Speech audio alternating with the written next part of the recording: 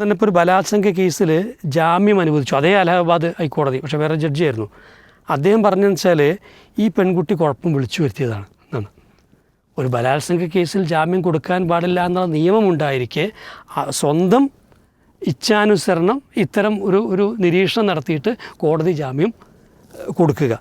ഈ 2020 ഒരു കേസിൽ ടാങ്ക് ബ്ലോക്കാക്കി ഇതൊക്കെ ക്ലിയറാക്കിയ ശേഷം എന്ത് ചെയ്യാൻ പാടുള്ളൂ, ഇത് അഴിച്ചുവിടാൻ പാടുള്ളൂ. അതേപോലെ മനുഷ്യനെ അന്യപുരുഷനും അന്യ സ്ത്രീയും തമ്മിൽ അവരുടെ ആ ബന്ധങ്ങൾ ശരിയായ രീതിയിലാകണമെങ്കിൽ വിവാഹത്തിലൂടെ മാത്രമേ പറ്റുള്ളൂ. വിവാഹമില്ലാതെ ഇത് വഴി തുറന്നു കൊടുത്താൽ പിന്നെ എപ്പോഴും ടാപ്പ് ചുറ്റിക്കൊണ്ട് നടക്കേണ്ടി വരും. സുപ്രീം കോടതി കഴിഞ്ഞ ആഴ്ചയിൽ ചില വീക്ഷണങ്ങൾ, ചില കാഴ്ചപ്പാടുകൾ പറയുകയുണ്ടായി. ഈ വിവാഹപൂർവ്വ ബന്ധങ്ങൾ വർദ്ധിക്കുകയും അതിൽ പെൺകുട്ടിക്ക് വിവാഹ വാഗ്ദാനം നൽകിക്കൊണ്ടുള്ള ചതികളും പീഡനങ്ങളുമൊക്കെ തുടർക്കഥയാകുന്നൊരു ഘട്ടത്തിൽ സുപ്രീം കോടതിയുടെ ഒരു വാചകം ഇപ്രകാരമാണ് നമ്മൾ പത്രമാധ്യമങ്ങൾ വായിച്ചത്: വിവാഹത്തിന് മുമ്പ് അത്തരത്തിൽ ആരെയും തന്നെ വിശ്വസിക്കരുത്, ആ വിവാഹത്തിന് മുമ്പ് ഇവർ പൂർണ്ണമായും അപരിചിതർ തന്നെയാണ് എന്നുള്ള ഒരു കാഴ്ചപ്പാട് എല്ലാവർക്കും ഉണ്ടാകണം എന്നതാണ്. ഒരു ജാമ്യാപേക്ഷ പരിഗണിക്കുന്ന വേളയിലാണ് അത്തരമൊരു വീക്ഷണം സുപ്രീം കോടതിയുടെ ഭാഗത്ത് നിന്ന് നമ്മൾ കേട്ടത്. അപ്പോൾ ഇവിടെ സുപ്രീം കോടതിക്ക് ചില തിരിച്ചറിവുകൾ ഉണ്ടായി എന്ന് നമുക്ക് പറയാൻ കഴിയുമോ? ഒരു കഥയുണ്ട്.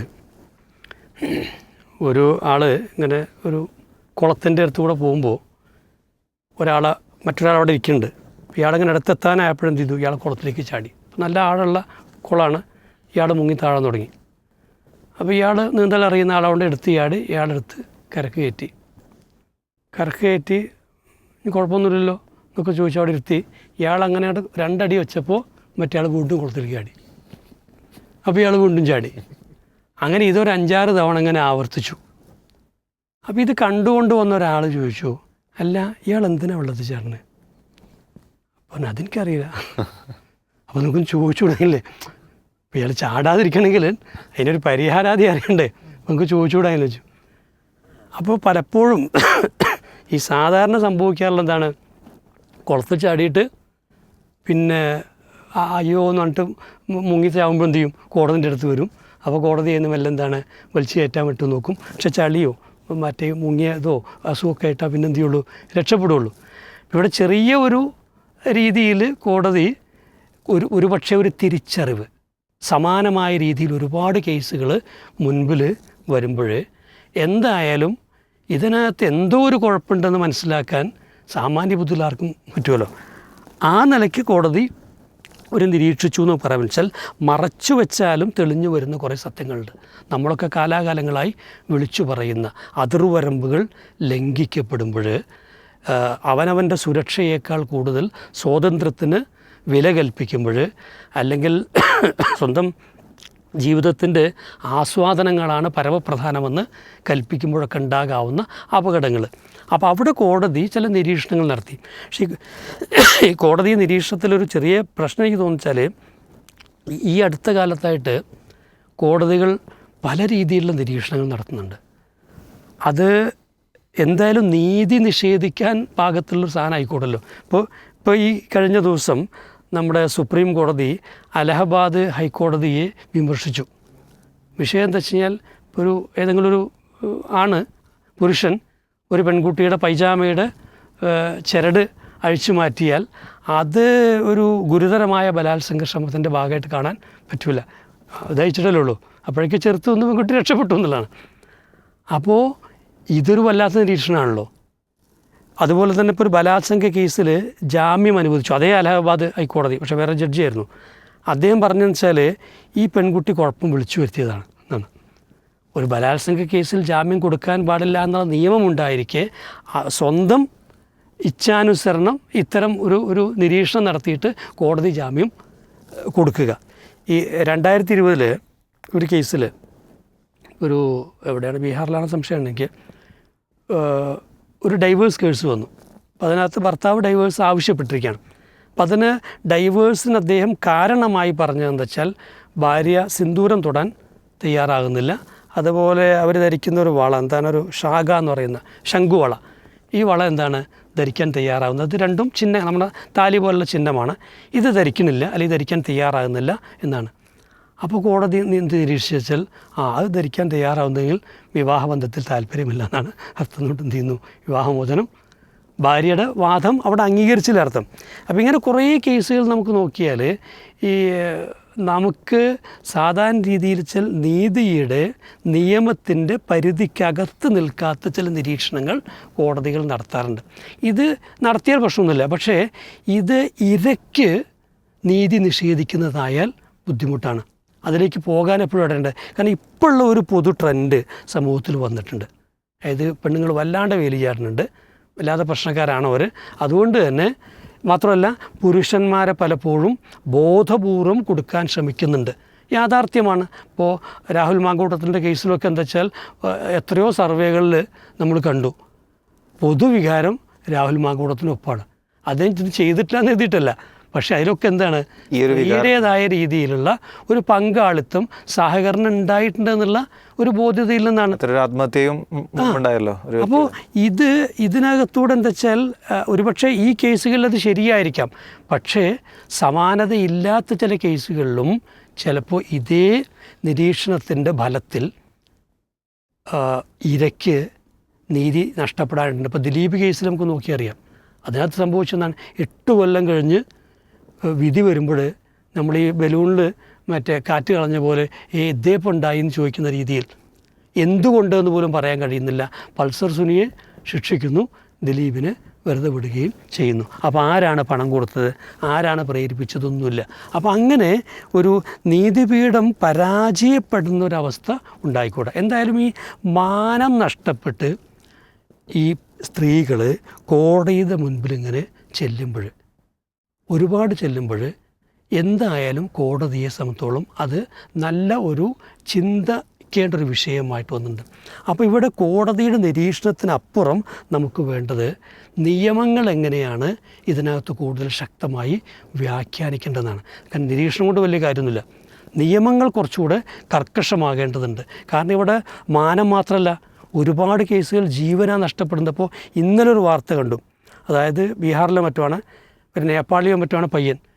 അത് ഇൻസ്റ്റഗ്രാമിലൂടെ പരിചയപ്പെട്ട ഒരു പെൺകുട്ടി, 19 വയസ്സുള്ള പെൺകുട്ടിയാണ്. അവിടെ CA അങ്ങനത്തെ പഠിക്കുകയാണ്. ആ പെൺകുട്ടി കുറച്ച് കഴിഞ്ഞപ്പോൾ ഒരുപക്ഷെ ചെക്കൻ്റെ ഗുണങ്ങളൊക്കെ മനസ്സിലായതുകൊണ്ടായിരിക്കും പിന്നെ ഒഴിവാകാൻ ശ്രമിച്ചു. ഇദ്ദേഹം ചെയ്തെന്ന് വെച്ചാൽ ജനനേന്ദ്രിയത്തിൽ ഫെവിക്കോളോ അങ്ങനെ ഒഴിച്ച് സാനിറ്റൈസർ ഒഴിച്ച് കത്തിച്ചു എന്ന് പറയുന്നത്. അപ്പോൾ ഇതൊക്കെ ഇൻസ്റ്റഗ്രാം വഴിയാണ്. അപ്പോൾ ഇൻസ്റ്റ ആയിട്ടുള്ള വളരെ പെട്ടെന്നുള്ള ചില ബന്ധങ്ങളിലേക്കാണ് പോകുന്നത്. പിന്നെ പണ്ട് നമ്മൾ പറഞ്ഞ പോലെ അത് ട്രാപ്പൊന്നുമല്ല, തേർഡ് ചില്ല് തന്നെയാണ്. അങ്ങോട്ടും തേർഡ് ചില്ലുകൾ ചെയ്യുന്നത്. ഇനി അപ്പോൾ ഇത് അവനവൻ്റെ ഒരു ദേഹേച്ഛകളെ, വികാരശമനത്തെ മാത്രം മുൻനിർത്തി സമൂഹത്തിൻ്റെ നിയമങ്ങളെ, വിലക്കുകളെ, അതിർവരമ്പുകളൊക്കെ എളുപ്പത്തിൽ മറികടക്കുക, ഒരുതരം സാഹസികത. പിന്നെ കുറേയൊക്കെ എന്താ വെച്ചാൽ ഈ ഒരു റിബലിൻ്റെ ഒരു സുഖം ഉണ്ടല്ലോ, ഇതാണെന്ന് പലപ്പോഴും ഈ സമൂഹം അനുഭവിക്കുന്നത്. അപ്പോൾ അതൊക്കെ തന്നെ നമ്മളെ സംബന്ധിച്ചോളം വലിയ അപകടമാണ്. പണ്ടൊക്കെ ആൺകുട്ടികളെ കൂടുതൽ ചെയ്തിരുന്നത്, ഇപ്പോൾ ആ രംഗത്തേക്ക് പെൺകുട്ടികൾ ഇറങ്ങുകയാണ് ചെയ്യുന്നത്. അപ്പോൾ അവനവൻ്റെ മൈ ബോഡി മൈ റൈറ്റിൻ്റെ ഒരു ലോകമാണല്ലോ. എന്തായാലും ഇതിലൊറ്റ വിഷയം എനിക്ക് പറയാനുള്ളൂ, ഇരയേക്കാൾ കൂടുതൽ ഈ പ്രതിക്ക് ഔദാര്യം നൽകുന്ന രൂപത്തിലുള്ള നിരീക്ഷണങ്ങൾ ആയിക്കൂടാ. അല്ലെങ്കിൽ അങ്ങനെ ഒരു വ്യാഖ്യാനത്തിലേക്ക് പോകാനിടയുള്ള ഈ പരാമർശങ്ങളോ സമീപനങ്ങളോ കോടതികൾ സൂക്ഷിക്കണം. എന്നാൽ അതേസമയം ഇത് പിന്നെ വളരെ നല്ല ഒരു നിരീക്ഷണമാണ്. ഒപ്പം നമ്മുടെ നാട്ടിലെ ചെറുപ്പക്കാരായ ആളുകൾ, ഈ രീതിയിൽ ചിന്തിക്കുന്നവർക്കൊക്കെ കോടതിയെ സംബന്ധിച്ചോളം നൽകാവുന്ന നല്ലൊരു ഉപദേശവും കൂടെയാണത്. അതുകൊണ്ട് തന്നെ അത് മനസ്സിലാക്കി സ്വന്തം ജീവിതത്തിൽ നിലപാടുകളിലൊക്കെ വരുത്തേണ്ട ചില മാറ്റങ്ങളെക്കുറിച്ച് ഇവിടുത്തെ ഒരു യുവസമൂഹം ചിന്തിക്കുകയാണെങ്കിൽ അത് നല്ലതാണ്. അത് അവരുടെ സുരക്ഷയ്ക്ക്, അവരുടെ ഭാവിക്കൊക്കെ നല്ലത് തന്നെയാണ്. തീർച്ചയായിട്ടും. അഷ്റഫ് ഖാ, അപ്പോൾ കോടതി പറഞ്ഞ പോലെ വിവാഹത്തിന് മുമ്പ് ആരെയും വിശ്വസിക്കരുത്, അങ്ങനെയുള്ള ചില ഉപദേശങ്ങളാണ് നൽകുന്നത്. അപ്പോൾ ഇത്തരം വാർത്തകളാണെങ്കിൽ വർദ്ധിച്ചു വരുന്നു. ചിലത് വ്യാജമാകാം, ചിലത് ഉള്ളതാകാം. അപ്പോൾ എന്താണ് ഇപ്പോൾ ഇതിൻ്റെ ഒരു ശാശ്വത പരിഹാരമായി നമുക്ക് മുന്നോട്ട് വെക്കാനുള്ളത്? തീർച്ചയായിട്ടും ഇതിന് ശാശ്വത പരിഹാരം ഉണ്ടായി വരണം. അതാദ്യം ഞാൻ സുപ്രീം കോടതിയുടെ നിരീക്ഷണത്തെ സ്വാഗതം ചെയ്യണം. കാരണം കൂരിരുട്ടിലൊരു വെള്ളി നക്ഷത്രമാണ്. പക്ഷേ അവിടെ നക്ഷത്രം എപ്പോഴും കെടാം. അതാണ് എൻ്റെ സാഹചര്യം. കാരണം കോടതിക്ക് ആശയക്കുഴപ്പമുണ്ട്. ഈ അടുത്താണ് കോടതി ഒരു നിഘണ്ടു പുറത്തിറക്കി. ആ നിഘണ്ടുവിൽ 1-2 വാചകങ്ങൾ എങ്ങനെ വെച്ചാൽ ഇനി ഉപയോഗിക്കാൻ പാടില്ലാത്ത ചില വാചകങ്ങൾ. ഒന്ന്, വ്യഭിചാരി പറയാൻ പാടില്ല. അതിന് പകരം ഉപയോഗിക്കേണ്ടത് വിവാഹേതര ബന്ധത്തിൽ ഏർപ്പെടുന്ന സ്ത്രീന്ന്.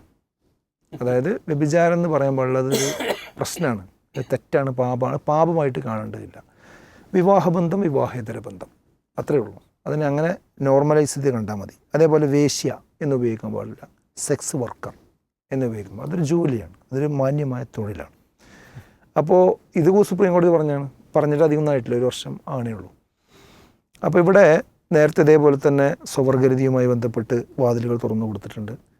ആൺ സുഹൃത്ത്, പെൺ സുഹൃത്ത്, ഉഭയകക്ഷി സമ്മതം, കൺസെൻറ്റ്, ഇങ്ങനത്തെ കുറേ സംഗതികൾക്ക് പച്ചക്കൊടി വീശിയത് അവിടെ നിന്ന് തന്നെയാണ്. അതേ കോടതിയിൽ നിന്നാണ് എന്ത് വരുന്നത്, ഇപ്പോൾ വിവാഹത്തിന് മുമ്പ് ആരെയും നിങ്ങൾ വിശ്വസിക്കരുത്. അതേപോലെ തന്നെ പരസ്പര സമ്മതത്തിൽ തുടങ്ങിയത് പിന്നെ പ്രശ്നവൽക്കരിക്കരുത്. രണ്ടൂട്ടിൽ ഒന്നിച്ച് തുടങ്ങിയിട്ട് അവസാനം വെച്ച് കണ്ട് പിന്നെ അവൻ എന്നെ പീഡിപ്പിച്ചു പറഞ്ഞിട്ട് കേസുമായിട്ട് വരരുത്. രണ്ടാൾക്കും എന്തുണ്ട്, അതിൽ പങ്കുണ്ട്. പിന്നെ എന്തായിരുന്നാലും ശാരീരിക ബന്ധത്തിൽ ജാഗ്രത പാലിക്കണം. വിവാഹത്തിന് മുമ്പുള്ള ശാരീരിക ബന്ധത്തിൽ എന്ത് ചെയ്യണം, ജാഗ്രത പാലിക്കണം. എന്നാണ് ഇപ്പോൾ ഇതിൻ്റെ ഒരു ആകത്തുക. വിവാഹത്തിന് മുമ്പ് എന്തായാലും അപരിചിതം തന്നെയാണ്. അപ്പോൾ ഇതാണ്. അപ്പോൾ ഞാൻ ആശയക്കുഴപ്പമുണ്ടെന്ന് പറയാൻ കാരണം നേരത്തെ പറഞ്ഞ നിഘണ്ടു സംബന്ധമായിട്ടുള്ള ആശയവും ഇപ്പോൾ പറഞ്ഞിരിക്കുന്ന ആശയവും തമ്മിലുണ്ട് പൊരുത്തമല്ല. അപ്പോൾ ഈ പൊരുത്തമുണ്ടായി വരും. കാര്യം എന്താണെന്ന് വെച്ചാൽ ഈ വിഷയത്തിന് നിർബന്ധമായിട്ട് ഇപ്പോൾ നമ്മൾ ടാപ്പ് ഉണ്ടല്ലോ, വെള്ളം പോണേ, ആ ടാപ്പൊക്കെ പൊട്ടിയാൽ നമ്മൾ തുണി ചുറ്റും അല്ലേ, അവിടെയും ഇവിടെയൊക്കെ ഇങ്ങനെ പൊട്ടിയാൽ തുണി ചുറ്റും. ഈ തുണി ചുറ്റിയിട്ട് കാര്യമില്ല, അത് മിനിമം അവിടുത്തെ ആ സൈഡിലേക്കുള്ള വാൾവെങ്കിലും ഓഫാക്കണം. ശരിക്ക് ടാങ്ക് എന്ത് ചെയ്യണം, ബ്ലോക്ക് ആക്കണം. ടാങ്ക് ബ്ലോക്കാക്കി ഇതൊക്കെ ക്ലിയർ ആക്കിയ ശേഷം എന്ത് ചെയ്യാൻ പാടുള്ളൂ, ഇത് അഴിച്ചുവിടാൻ പാടുള്ളൂ. അതേപോലെ മനുഷ്യനെ അന്യപുരുഷനും അന്യ സ്ത്രീയും തമ്മിൽ അവരുടെ ആ ബന്ധങ്ങൾ ശരിയായ രീതിയിലാകണമെങ്കിൽ വിവാഹത്തിലൂടെ മാത്രമേ പറ്റുള്ളൂ. വിവാഹമില്ലാതെ ഇത് വഴി തുറന്നു കൊടുത്താൽ പിന്നെ എപ്പോഴും ടാപ്പ് ചുറ്റിക്കൊണ്ട് നടക്കേണ്ടി വരും. അതാണ് ഇപ്പോൾ ഈ നടന്നുകൊണ്ടിരിക്കുന്ന സംഭവം. ആ ലീക്ക് ഒരു കാലത്തും എന്ത് ചെയ്യില്ല, പിന്നില്ലാതെ ആവില്ല. അപ്പോൾ അതിന് വേണ്ടത് എന്താ വെച്ചാൽ ഒരു വരയണം. എപ്പോഴായാലും ഒരു അതിർത്തി വെക്കണം, ഒരു അതിര് വെക്കണം, ഒരു അരുത് പറയണം. അത് വളരെ നേരത്തെ തന്നെ എന്ത് ചെയ്യുന്നു, മനുഷ്യനെ സൃഷ്ടിച്ച സൃഷ്ടാവ് പറഞ്ഞു തന്നിട്ടുണ്ട് എങ്ങനെയാണ് പിന്നെ പുരുഷനും സ്ത്രീയും തമ്മിൽ ബന്ധപ്പെടേണ്ടത്. അത് വിവാഹത്തിലൂടെ ആയിരിക്കണം. അപ്പോൾ അതാ വിവാഹത്തിലേക്ക് സമൂഹം തിരിച്ചു വരും. വിവാഹത്തിന് മുമ്പ് ഇങ്ങനത്തെ ബന്ധങ്ങൾ പാടില്ല. അതിലേറ്റവും പ്രധാനപ്പെട്ടത് ഇനി കോടതി വരും ഭാവിയിൽ പറയാൻ സാധ്യതയുള്ളത് ഞാൻ പറഞ്ഞുതരാം. ഒന്ന്, പിന്നെ വിവാഹത്തിലൂടെ മാത്രമേ ലൈംഗിക ബന്ധം പാടുള്ളൂ എന്ന് വിധി വരാൻ സാധ്യതയുണ്ട്. അതിനു മുമ്പ് വെറുതെ വായിൽ നോക്കി കിടക്കുന്ന പരിപാടി പാടില്ല എന്ന് പറയാൻ സാധ്യതയുണ്ട്. അതേപോലെ തന്നെ അന്യപുരുഷനും അന്യ സ്ത്രീയും ഒറ്റക്കാകുന്നൊരു സമീപനം ഇല്ലാതിരിക്കണം എന്ന് പറയാൻ സാധ്യതയുണ്ട്. ഈ കൊഞ്ചിക്കുഴഞ്ഞ് അങ്ങോട്ടും ഇങ്ങോട്ടും സംസാരിക്കുന്ന സ്വഭാവം എന്ത് ചെയ്യണം, കുട്ടികൾ അവസാനിപ്പിക്കണം. അത് സോഷ്യൽ മീഡിയയിലാണെങ്കിൽ അവസാനിപ്പിക്കണം എന്ന് പറയാൻ സാധ്യതയുണ്ട്. അതേപോലെ പരസ്പരം അങ്ങോട്ടും ഇങ്ങോട്ടും പ്രകോപിപ്പിക്കുന്ന വേഷങ്ങൾ ആണായാലും ഒഴിവാക്കണം, സ്ത്രീ ആണെങ്കിലും ഒഴിവാക്കണമെന്ന് പറയാൻ സാധ്യതയുണ്ട്. പിന്നെ എന്തിൻ്റെ പേരിലായിരുന്നാലും അന്യപുരുഷനും അന്യ സ്ത്രീയും തമ്മിലുള്ള സ്പർശനം ഒഴിവാക്കണം. ഇപ്പം തന്നെ ബാഡ് ടച്ചും ഗുഡ് ടച്ചും ഉണ്ട്. അത് ഇനി ഒക്കെ ബാഡ് ടച്ചാണെന്നുള്ളിടത്ത് ഇങ്ങനെ എന്ത് ചെയ്യും, അത് വരും. പിന്നെ ഈ സാമൂഹ്യ മാധ്യമങ്ങളിലുള്ള ഇടപെടൽ ഇത്തരം സംഗതികൾക്ക് ഭയങ്കര ആക്സിലറേറ്റ് ചെയ്യുന്നുണ്ട്. അതുകൊണ്ടത് നിയന്ത്രിക്കണം. ഇത്രയും കാര്യങ്ങൾ കൂടി സമീപ ഭാവിയിൽ കോടതി പറയും.